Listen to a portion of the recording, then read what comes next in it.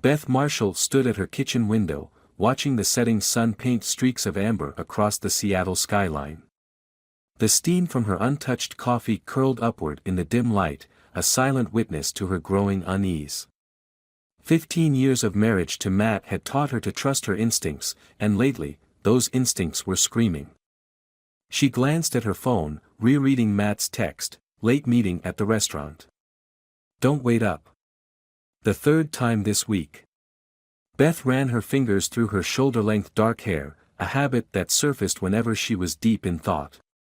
As a senior partner at Crawford & Associates, she'd built her career on attention to detail, on noticing the subtle shifts that others missed.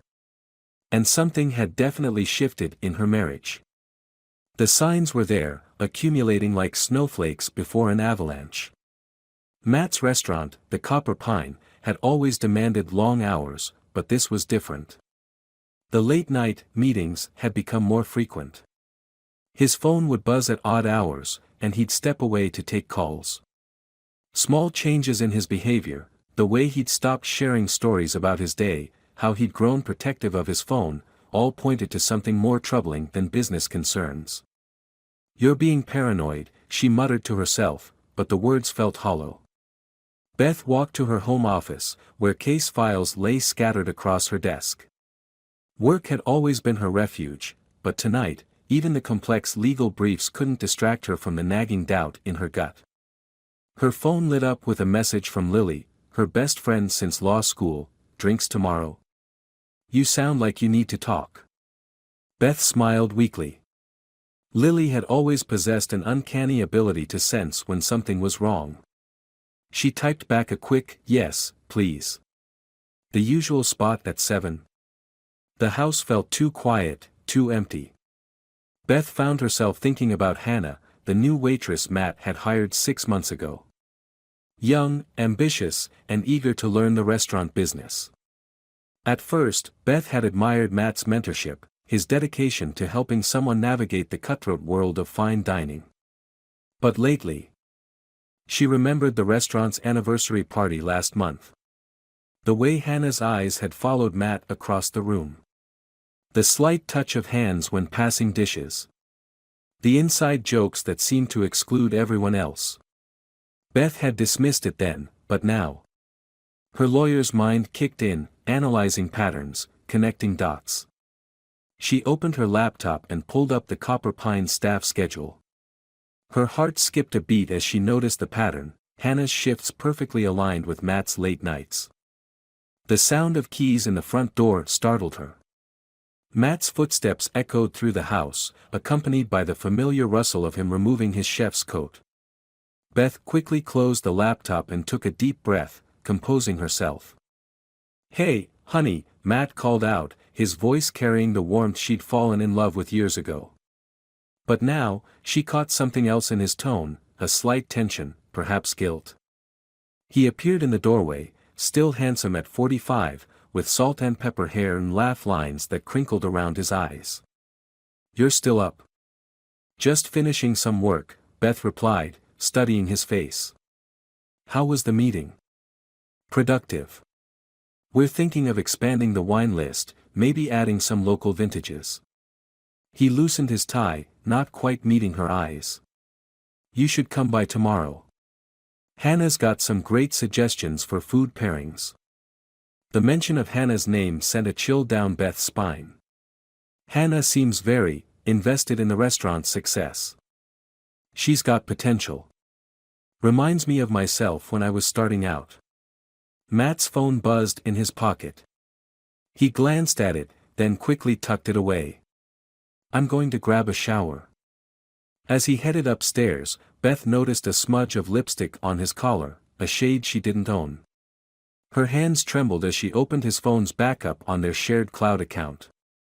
There, in black and white, were hundreds of messages between Matt and Hannah, each one driving a knife deeper into her heart.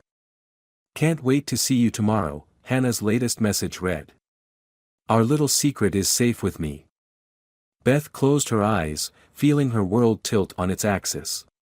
Tomorrow, she decided, she would pay a visit to the Copper Pine. It was time to see exactly what kind of mentorship her husband was providing. Looking at her reflection in the dark window, Beth saw something shift in her own eyes. The hurt was there, yes, but something else too, a steely determination that had won her countless courtroom battles. Matt had no idea who he was up against. And neither did Hannah. After all, Beth Marshall didn't just practice law, she practiced justice. And tomorrow, she would start gathering evidence for the most important case of her life. The copper pine stood quiet in the late afternoon sun, its windows reflecting the golden light like pools of honey. Beth sat in her car across the street, watching the staff prepare for the dinner service. Her hands gripped the steering wheel until her knuckles turned white, each breath measured and deliberate as she gathered her courage. Inside her briefcase lay printed copies of the messages she'd discovered, hundreds of them, each more damning than the last. 15 years of marriage reduced to evidence, exhibits A through Z of betrayal. The lawyer in her had carefully documented everything, but the wife in her still struggled to believe it was real. The kitchen door opened, and Hannah emerged, her blonde hair catching the sunlight. She couldn't be more than 25, Beth thought, studying the younger woman's confident stride as she arranged the outdoor seating. There was something calculated about her movements, a performance quality that Beth's trained eye couldn't miss. Beth's phone buzzed with a text from Lily, "You don't have to do this alone. I can be there in 15 minutes. I need to face this myself," Beth typed back, though her fingers trembled slightly. "But stay close to your phone." Taking a deep breath, Beth stepped out of her car, smoothing her charcoal gray suit, armor she'd worn through countless courtroom battles. The hostess smiled in recognition as she entered. "Mrs. Marshall. We weren't expecting you tonight."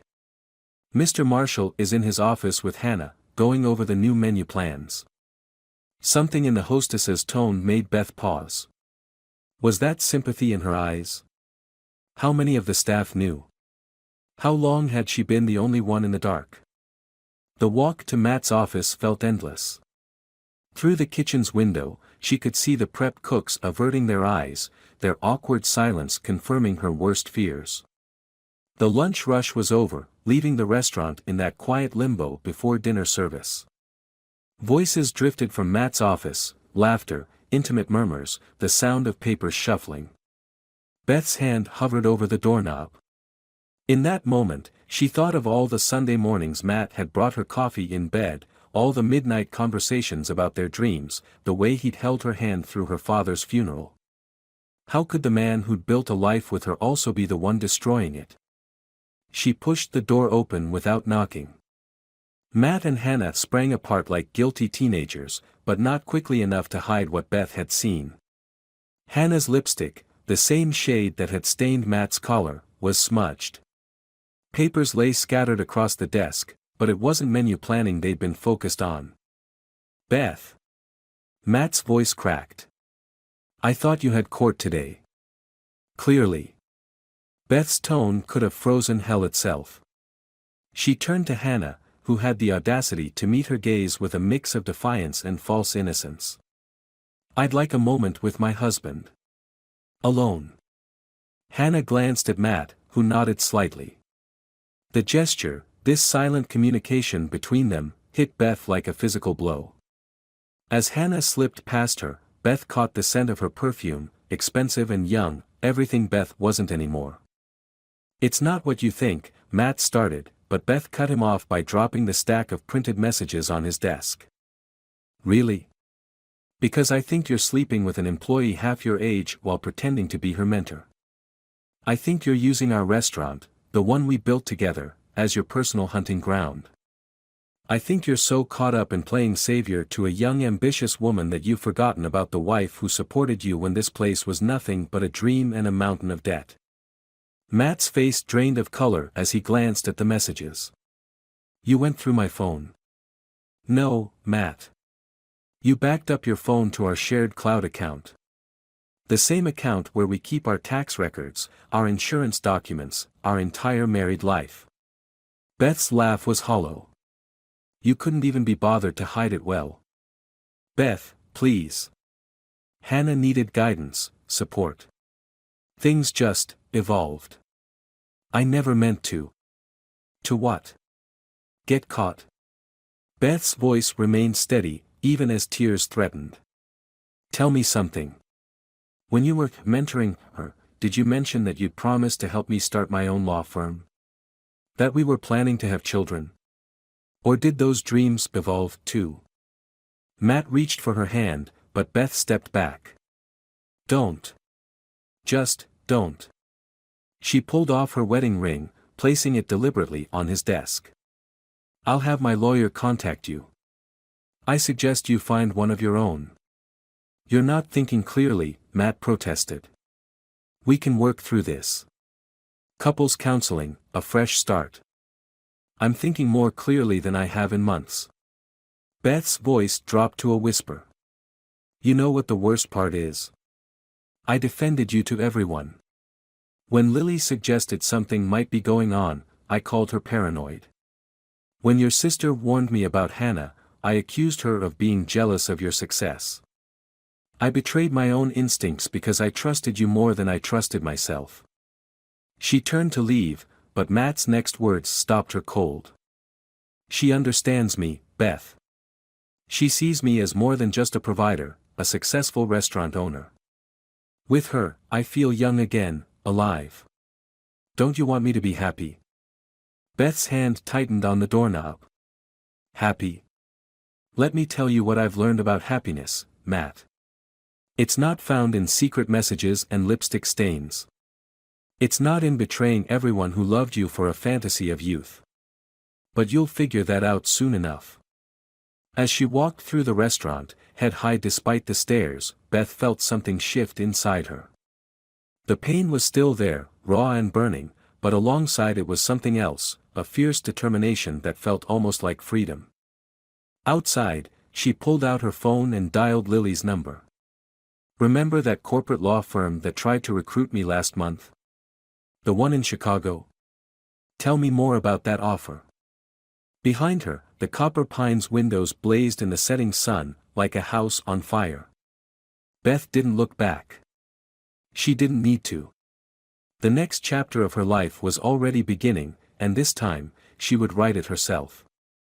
The morning light filtered through Lily's kitchen window, casting gentle shadows across the marble countertop where Beth sat nursing her third cup of coffee.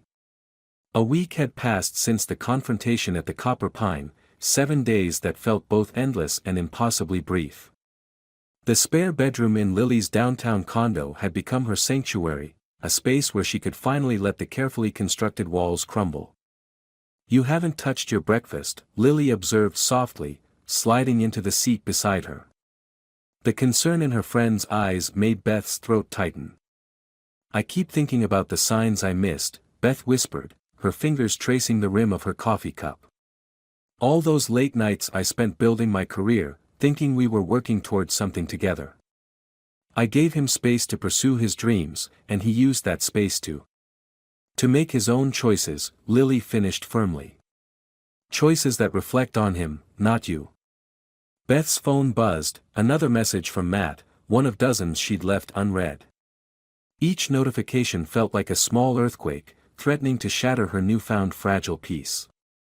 She turned the phone face down, remembering the conversation she'd had yesterday with Hannah's former roommate. She's done this before, Beth said, her voice steadier than she felt. Hannah. She worked at 3 other restaurants in the past 2 years. Each time, she got close to the owner, promised to help modernize their business, talked about opening her own place. And each time, she disappeared once she got what she wanted. Lily's eyebrows rose. How did you find this out? I'm still a lawyer. The ghost of a smile crossed Beth's face. Background checks are second nature. But that's not even the worst part. Yesterday, I went through our financial records. Matt's been moving money around, setting up a separate account. He's been planning to help Hannah open her own restaurant, with our savings. The words hung in the air like smoke, acrid and choking. Beth stood abruptly, moving to the window. Seattle sprawled before her, the Space Needle piercing a sky heavy with rain clouds. He was going to wait until after the holidays, she continued, her reflection pale in the glass. Tell me over Christmas dinner, probably. Present it as a business opportunity. Beth, honey, I'm investing in the future. 15 years of marriage, reduced to a business transaction. What are you going to do? Beth turned, and Lily was struck by the transformation in her friend's face. Gone was the raw devastation of the past week, replaced by something harder, more focused. I spent the morning on the phone with Caroline Chen. The prosecutor? Lily's eyes widened. The one who handled that huge restaurant embezzlement case last year? Beth nodded. She's been investigating a pattern of financial fraud in the restaurant industry.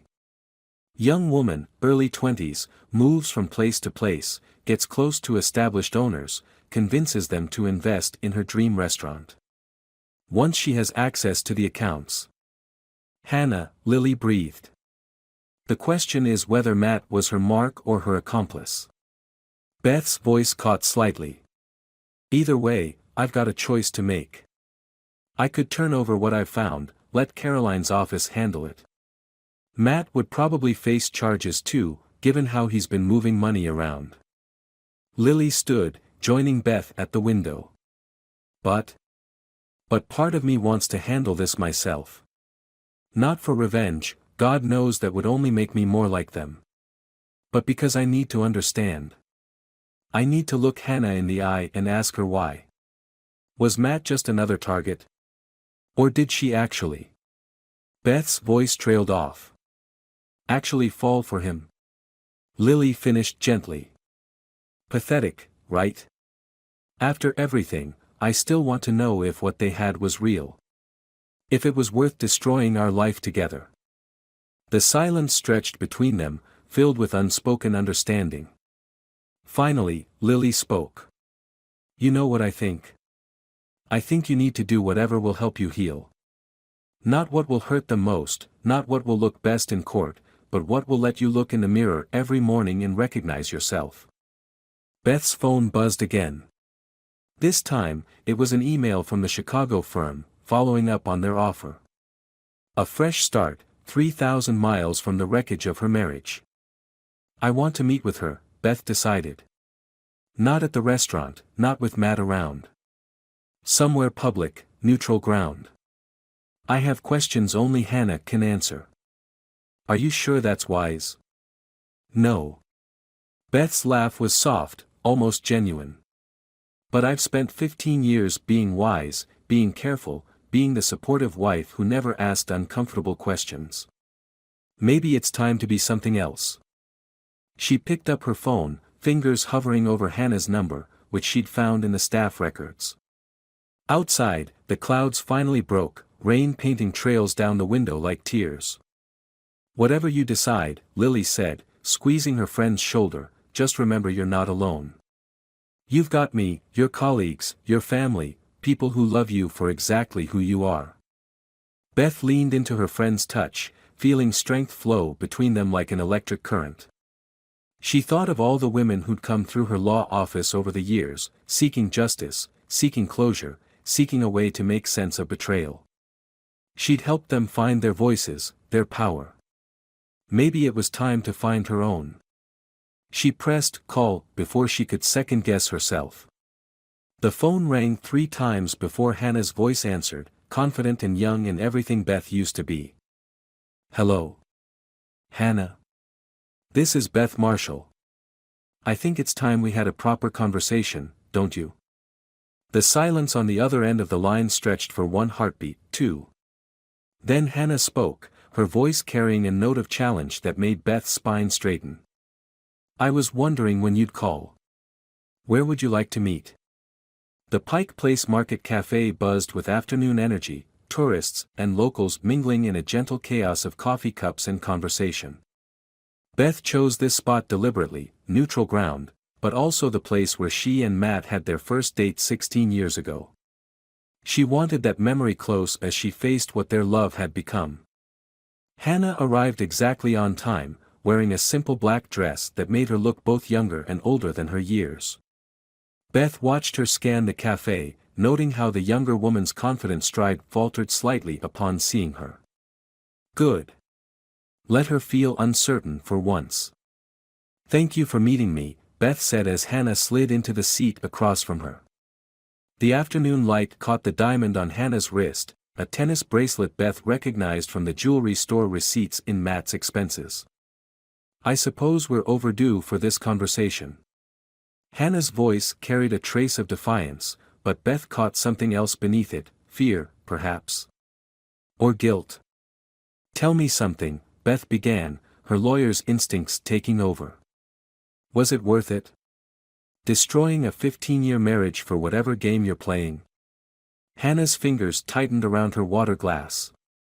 It wasn't a game. Matt and I connected, understood each other, felt something real. Beth's laugh was soft, devoid of humor. That's what you told Richard Peterson at Bistro 23 last year, isn't it? Right before you convinced him to invest his retirement savings in your phantom restaurant? The color drained from Hannah's face. How did you? I'm a lawyer, Hannah. Did you really think I wouldn't investigate? 3 restaurants in 2 years. 3 men who thought you were different, special, worth risking everything for. How many others were there before Seattle? Hannah's composure cracked, just for a moment. In that brief flash, Beth saw something familiar, a wounded girl trying to prove her worth to the world, one conquest at a time. You don't understand, Hannah whispered. You have everything, the career, the status, the perfect life. Do you know what it's like to start with nothing? To know your only value is what men see when they look at you. And Matt? Was he just another mark? Another stepping stone to whatever you're trying to prove?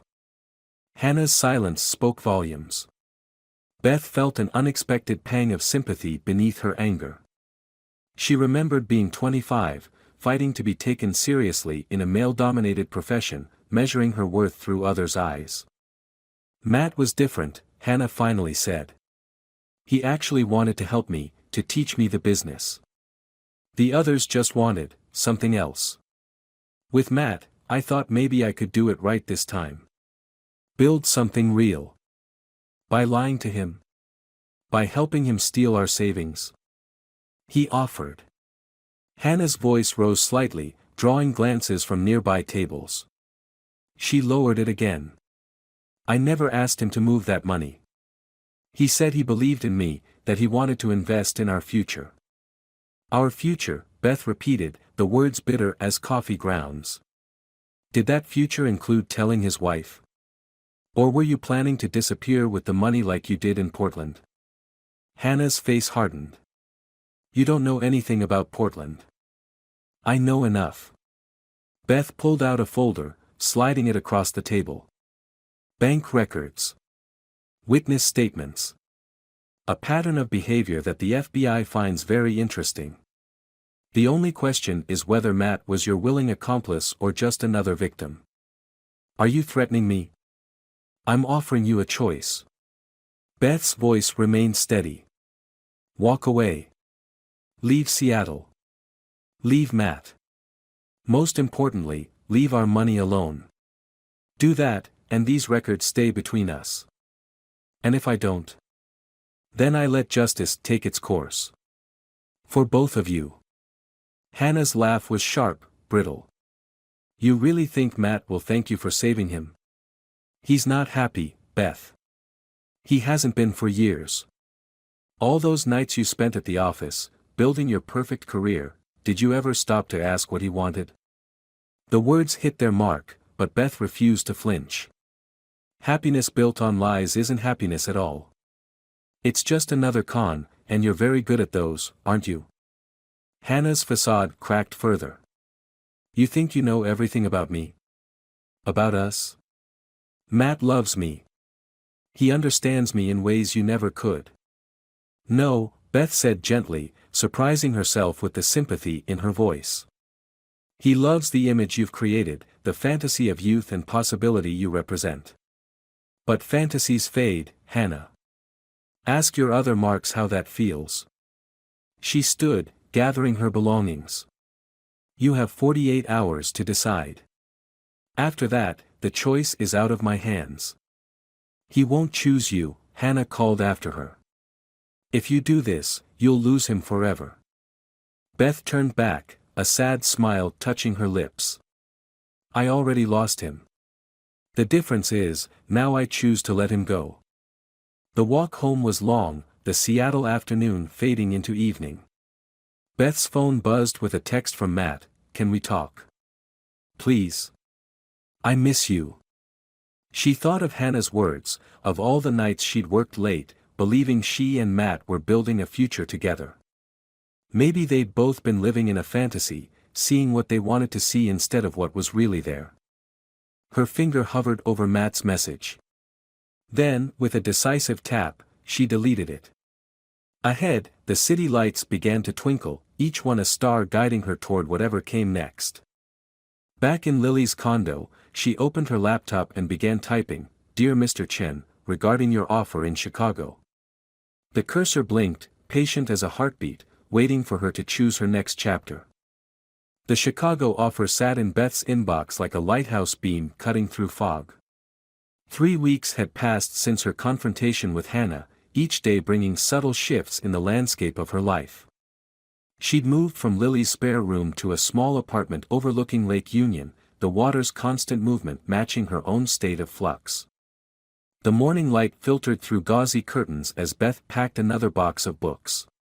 Each item she touched held memories, law school textbooks with Matt's encouraging notes in the margins, photos from their early days when dreams felt infinite, the collector's edition cookbook he'd given her on their 10th anniversary.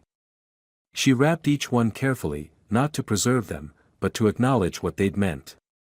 Her phone chimed with a message from Caroline Chen, "Financial records confirm everything." Hannah's disappeared. Left Matt holding the bag. Want to proceed? Beth sank onto her new couch, the weight of decision pressing against her chest. Matt had called yesterday, his voice cracking with desperation. Hannah had cleaned out their joint account, the one he'd secretly created for their future, and vanished. Just like she had in Portland. Just like Beth had warned him she would. "I should have listened," he'd whispered. "Beth, please.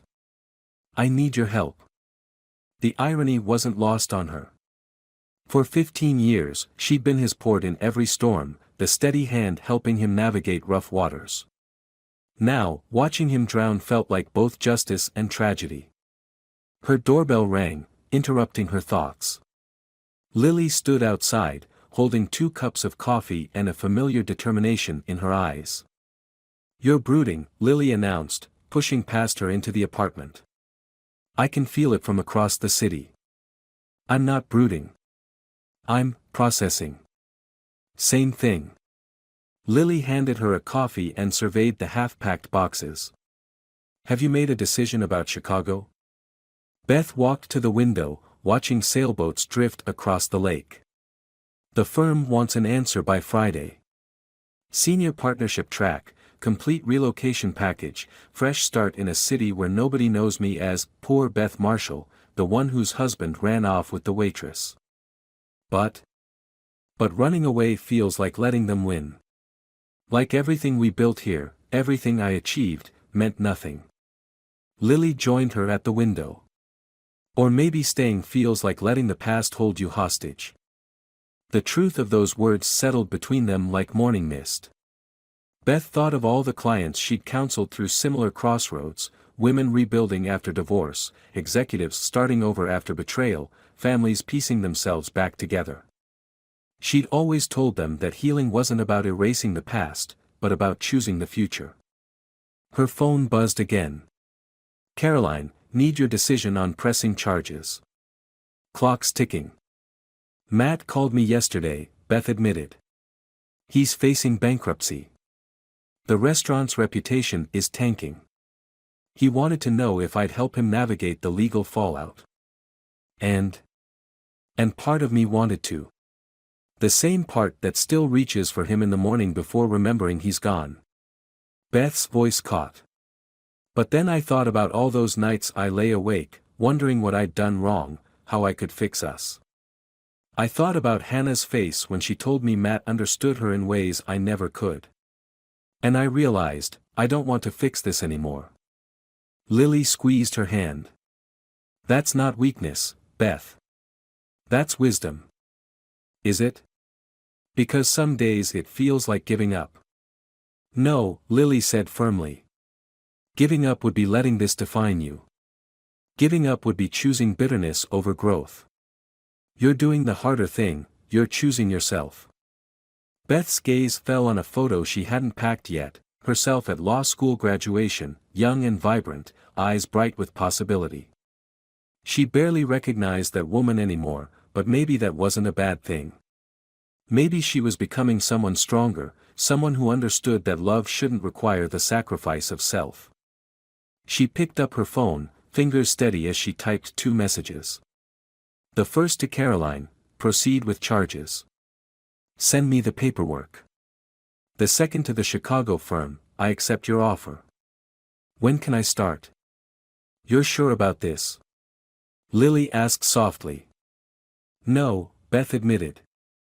But I'm sure about me. For the first time in years, I'm making choices based on what I need, not what everyone else expects. She looked around the apartment, at the boxes representing her past and the empty spaces waiting to be filled with whatever came next.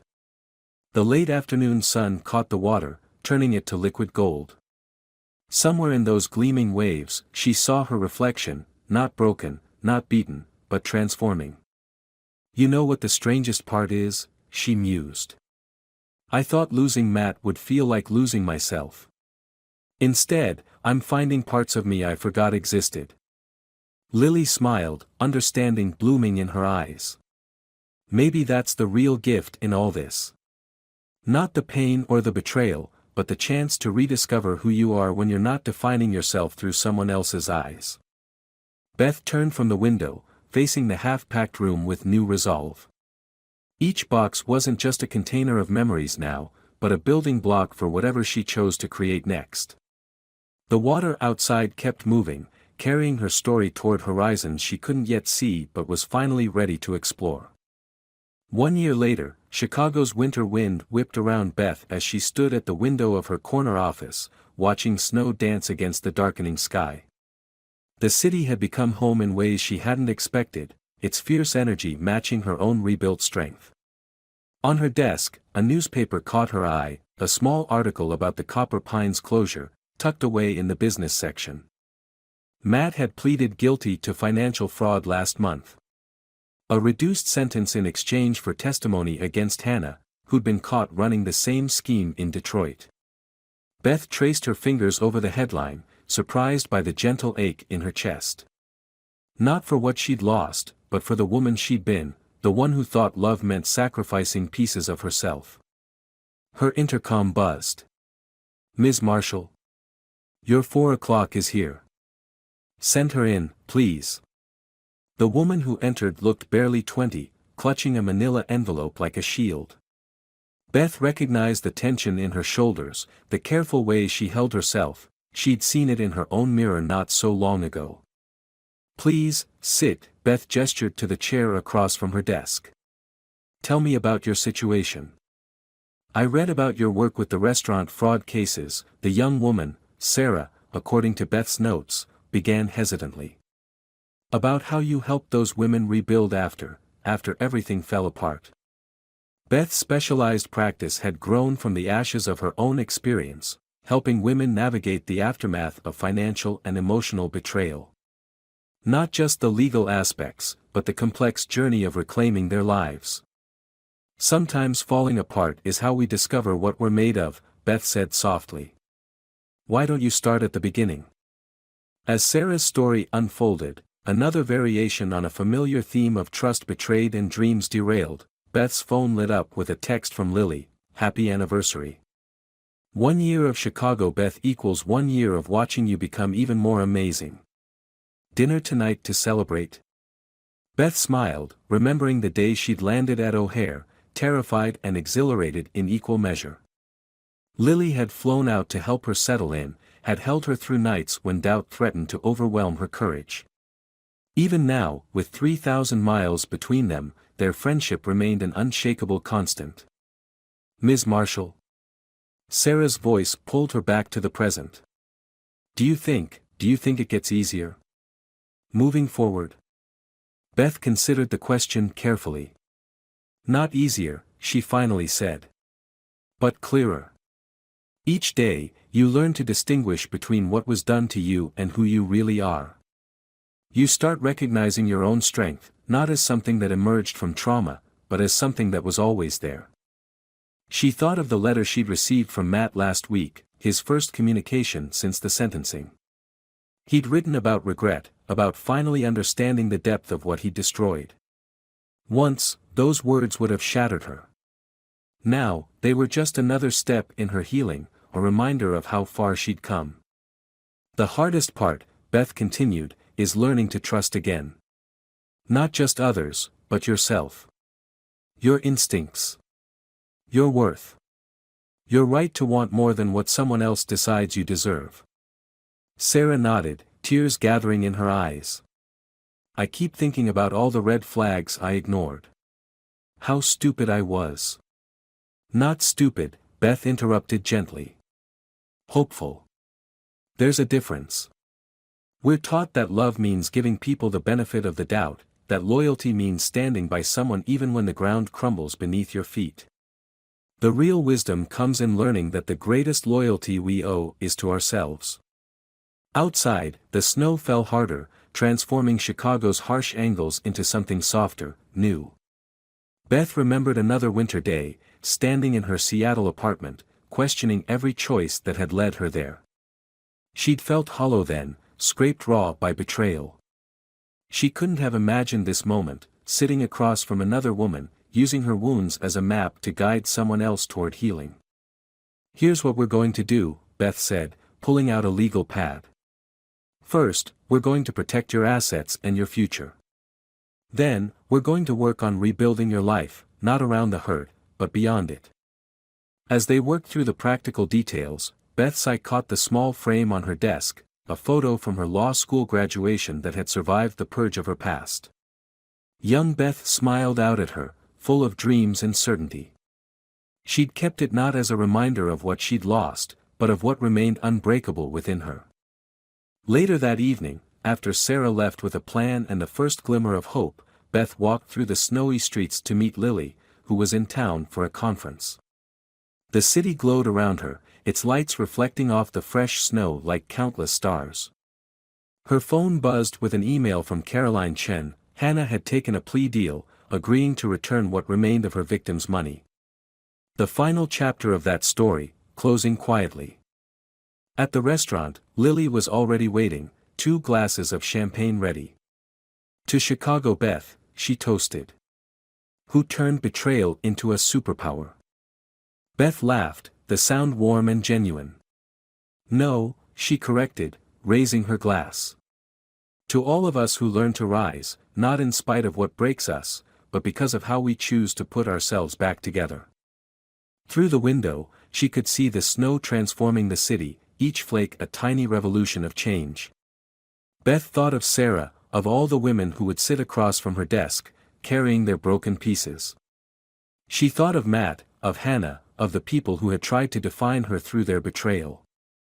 But mostly, she thought of herself, not the woman who had been betrayed, but the one who had emerged stronger, wiser, more holy herself. The one who had learned that the end of one story was just the beginning of a better one. The snow kept falling, and Beth Marshall, finally and completely herself, smiled into the future she had chosen.